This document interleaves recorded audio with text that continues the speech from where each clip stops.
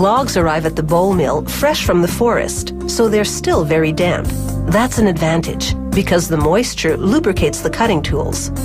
The first step is to divide it into blocks.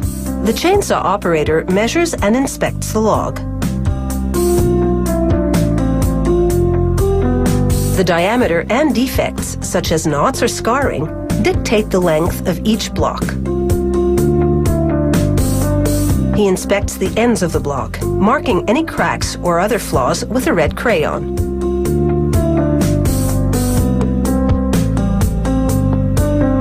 The ripsaw operator uses different size bowl patterns to determine the best way to cut the block. The goal is to get the most and biggest bowl size pieces possible without using the defective areas.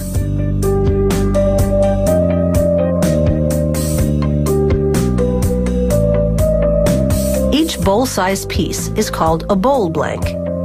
This block is large enough to yield 3 blanks, each one wide enough to produce a 43-centimeter bowl and a series of progressively smaller bowls that nest inside it.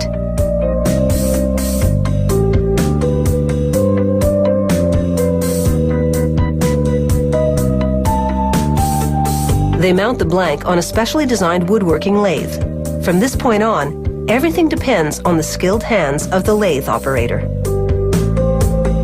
As the block spins, he carves out the bowls using a series of specialized knives that this mill designed and forged.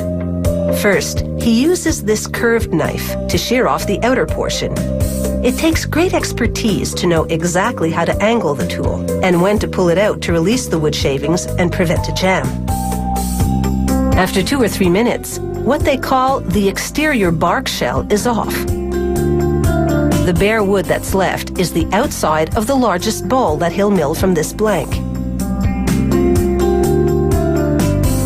With a finer blade, he sculpts the wood to just the right thickness and smooths the surface.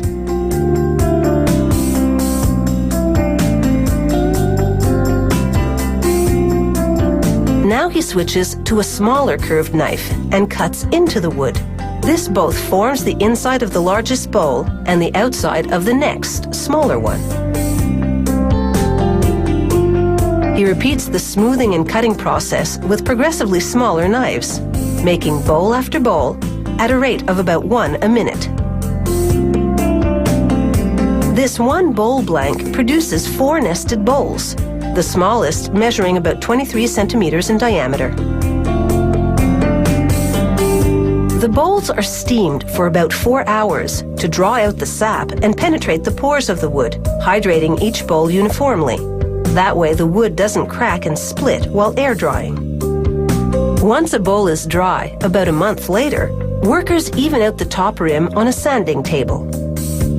Then, using a belt sander, they smooth the outside and inside surfaces.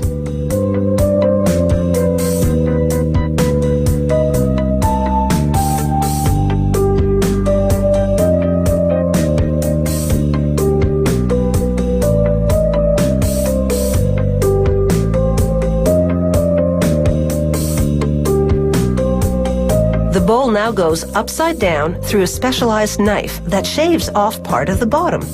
This gives the bowl a flat base on which to sit and a place to inscribe the company name.